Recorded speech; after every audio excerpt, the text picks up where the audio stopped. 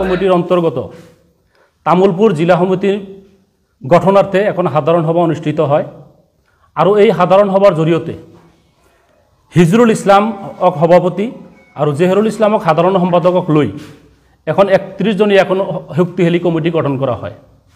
আৰু এই কমিটিখনৰ জড়িয়তে অনাগত দিনত আমাৰ এই তামুলপুৰ জিলাত যিমান অপসংস্কৃতি আছে যেনেকুৱা আপোনাৰ ড্ৰাগছ বাল্য বিবাহ মদ জুয়া তীৰ খেল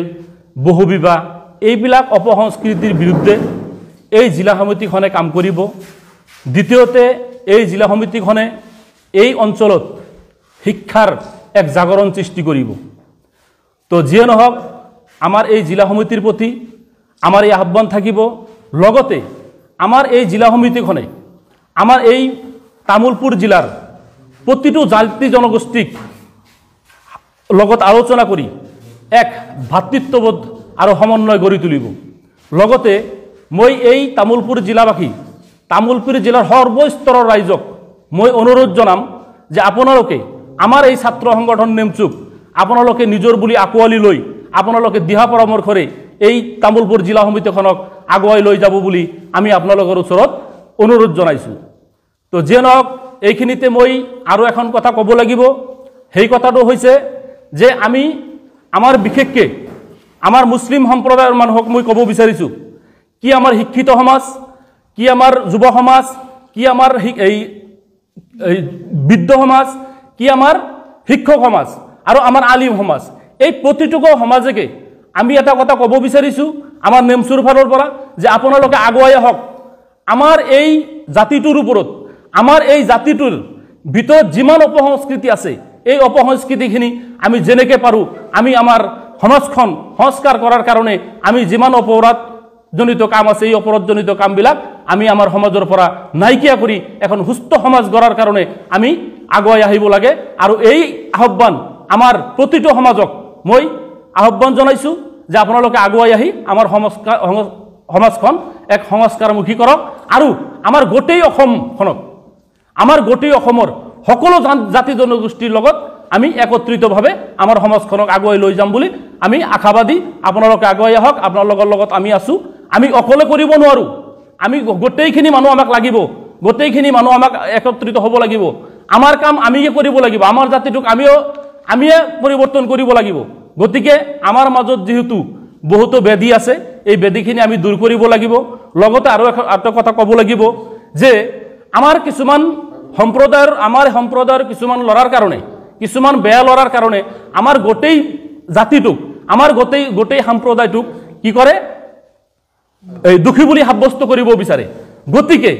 জাতি যত জনগোষ্ঠী বা যিয়ে নহওক যিজন অপৰাধীৰ কোনো ধৰণৰ জাতি বা ধৰ্ম নাথাকে কিন্তু আমাৰ এই জাতিটোৰ পৰা আমাৰ এই সম্প্ৰদায়টোৰ পৰা কোনোবাই বেয়া কাম কৰাৰ লগে লগে আমাৰ গোটেই সম্প্ৰদায়টোক এটা চামে কি কৰে আপোনাৰ দক্ষিণ কাঠগড়াত থিয় কৰায় যে গতিকে আমি সেই সকলক ক'ব বিচাৰিছো যে বিলকিছ বানু যিজন বিলকিছ বানুৰ 11 জনকৈ দৰ্শনকাৰীক আমাৰ এইখন চৰকাৰৰ এইখন ৰাজনীতি দলে কি কৰিছে 11 জনকৈ দৰ্শনকাৰীক তেওঁলোকক জেলৰ পৰা মুক্তি দি ফুলৰ গামোচাৰে মালা পিন্ধাইছে সেই কথা কিন্তু আমি পাহৰি যোৱা নাই গতিকে আমি এই চৰকাৰকো ক'ব বিচাৰিছো আৰু যিসকলে তেনেকৈ টাৰ্গেট কৰে তেওঁলোককো ক'ব বিচাৰিছো যে আপোনালোকে আহক আমাক হেৰি কৰক আপোনালোকে চৰকাৰ গঠন কৰিছে আমাৰ মাজত যিমান শিক্ষাৰ সজাগতা নাই আমাৰ মাজত শিক্ষাৰ অভাৱ গতিকে এইখিনি আপোনালোকে পূৰণ কৰক এইখিনি পূৰণ কৰাৰ পিছত যদি আমি তেনেকুৱা আপোনালোকে হেৰি কৰিব পাৰে তেনেহ'লে আমি কি কৰিম আমাৰ সমাজখনক আগুৱাই নিয়াত সহজ হ'ব হয় আপোনালোকে চৰকাৰত আছে আমি চৰকাৰত নাই আমি ছাত্ৰ সংগঠনে সকলো কৰিব নোৱাৰো আপোনালোকৰ চৰকাৰৰ দায়িত্ব আছে কেৱল সমালোচনা কৰিলেই সকলো বস্তুৰ সমাধান হৈ নাযায় তো যিয়ে নহওক আমি সকলোকে আহ্বান জনাইছো যে আহক আমি আগুৱাই আহি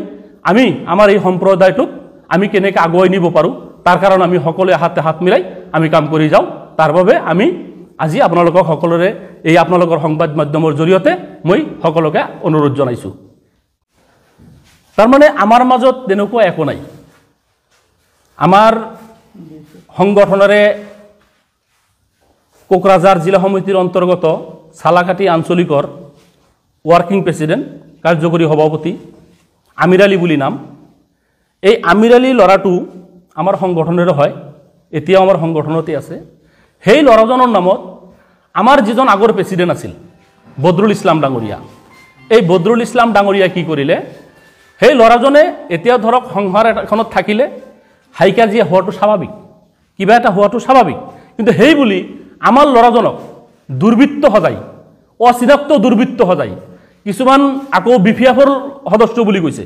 কৈ কানি কি কৰিলে সেই লড়াজনৰ নামত গোটেই অসম জুৰি থানায় থানায় থানায় থানায় এই লড়াজনৰ বিৰুদ্ধে কেছ কৰিলে লড়াজনে সৰু এটা কথাহে কৈছিল তে যিয়ে নহওক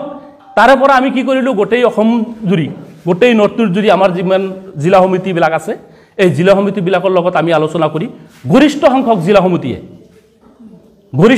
জিলা সমিতিয়ে আমি বঙাইগাঁৱত প্ৰেছ ক্লাবত আমি এখন সংবাদ মেলৰ জৰিয়তে আমি এখন সাধাৰণ সভাৰ জৰিয়তে আমি কি কৰিলো আমি তেখেতক অপহৰণ কৰি সৰ্বসন্মতিক্ৰমে তেখেতক অপহৰণ কৰি আমি নতুনকৈ এখন কেন্দ্ৰীয় সমিতি গঠন কৰিলো আৰু সেই কমিটিত আজি মই সভাপতি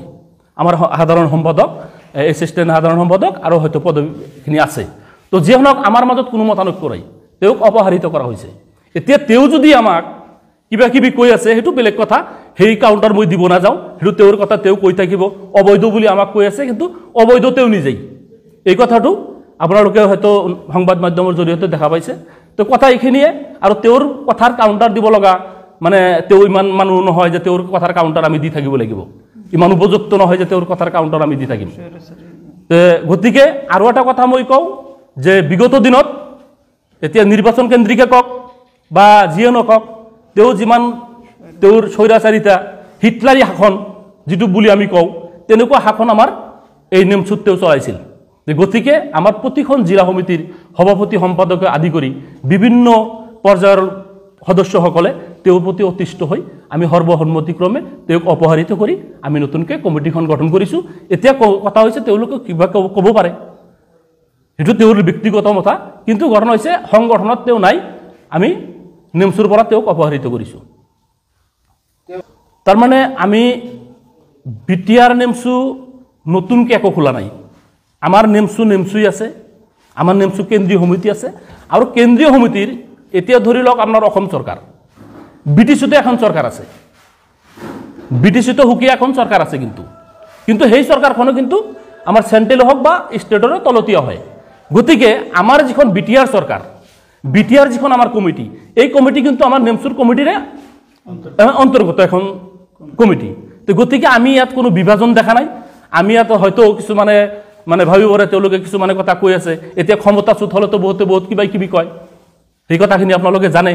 তো গতিকে মই ইমান দিনে মুখ খোলা নাছিলোঁ তো মই আজি আপোনালোকক কথাখিনি ক'লোঁ হয়তো আপোনালোকে ইয়াৰ পিছত হয়তো আপোনালোকে আমাক হেৰি কৰিব যে নাই কথাখিনি তেওঁলোকে যিখিনি কৈছিল সেইখিনি সত্য নহয় আমাৰ কথাখিনি সত্য আৰু আপোনালোকে হয়তো তদন্ত কৰিলেও পাই যাব ধন্যবাদ জনাইছোঁ আজি আমি উত্তৰ পূৰ্বাঞ্চল সংখ্যালঘু ছাত্ৰ সন্থা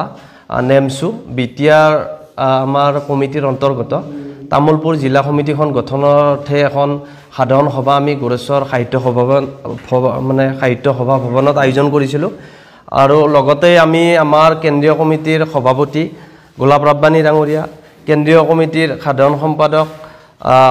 বাহৰুল ইছলাম ডাঙৰীয়া কেন্দ্ৰীয় কমিটিৰ সহকাৰী সাধাৰণ সম্পাদক ৰাছাদ আলী ডাঙৰীয়া তেখেতসকলৰ উপস্থিতিত এখন 31 জনীয়া শক্তিশালী কমিটি গঠন কৰি দিয়া হৈছে সভাপতি হিচাপে হিজৰুল ইছলাম ডাঙৰীয়াক আৰু সাধাৰণ সম্পাদক হিচাপে জহিৰুল ইছলাম ডাঙৰীয়াক লৈ পেলাই এখন 31 জনীয়া কমিটি গঠন কৰি দিয়া হৈছে কমিটি তেখেতসকলক আমি বিটিআৰ নেমচুৰ পৰা শুভেচ্ছা আৰু অভিনন্দন জ্ঞাপন কৰিছোঁ লগতে আমি ক'ব বিচাৰিছোঁ আপোনালোকে জানে সংবাদ মাধ্যমত বিভিন্ন সময়ত প্ৰচাৰ হৈছে আচলতে আমাৰ যিবিলাক সমস্যা আমাৰ যি জাতিটো এই জাতিটো সংখ্যালঘু জাতিটো বিভিন্ন সময়ত কি ড্ৰাগছ কি মদ কি জুৱা টিৰৰ পৰা আৰম্ভ কৰি যিবিলাক বাল্য বিবাহ শিশু শ্ৰমদান সামাজিক ব্যাধি এই ব্যাধিবিলাকৰ ওপৰত কিন্তু আমি নেমচু বিটিয়ান নেমচুৱে বিভিন্ন সময়ত আমি কাম কৰি আছোঁ আৰু ধাৰাবাহিকভাৱে আপোনালোকে জানে আমি সজাগতা সভা কৰিছোঁ আমি ড্ৰাগছৰ লগত জড়িত ব্যক্তি কিন্তু প্ৰশাসনৰ জৰিয়তে আমি কেতিয়াবা গতাই দিবলৈ বাধ্য হৈছোঁ যা নহওক আজি আমাৰ যিখন সভা এই সভাখন আচলতে আজি আমি বিশেষ বুলি এইটো কাৰণতে কৈছোঁ সদৌ বিটিচি সংখ্যালঘু ছাত্ৰ সন্থা এবিএমচি গোৰেশ্বৰ আঞ্চলিক কমিটিৰ উপ সভাপতি মুজিব আলী ডাঙৰীয়া আমাৰ নেমচুত বিটিয়ান নেমচুত যোগদান কৰিছে আৰু লগতে আমাৰ পূবদেফেলি আঞ্চলিকৰ অন্যতম বিষয়ববীয়া এজন আমাৰ মাজত উপস্থিত হৈছে তেখেতেও আমাৰ সংগঠনত জইন কৰিছে তেখেতসকলক আমি ধন্যবাদ জনাইছোঁ দুগুণ উৎসাহেৰে আমি আমাৰ জাতিটোৰ লগতে বিভিন্ন জাতি জনগোষ্ঠীক লগত লৈ পেলাই কি ধৰণে আমি আগুৱাই যাব পাৰোঁ নিজৰ অঞ্চলটোৰ লগতে সমগ্ৰ উত্তৰ পূৰ্বাঞ্চলক আমি শিক্ষাৰ জৰিয়তে বিশ্বৰ দৰবাৰত কি ধৰণে আমি প্ৰতিষ্ঠা কৰিব পাৰোঁ সেইবিলাক লক্ষ্য সেইবিলাক উদ্দেশ্য লৈ পেলাই আমি অনাগত দিনত আমি কাম কৰিম বুলি ৰাইজৰ প্ৰতি আমি দায়িত্ব দায়বদ্ধতাৰে আমি প্ৰতিশ্ৰুতিবদ্ধ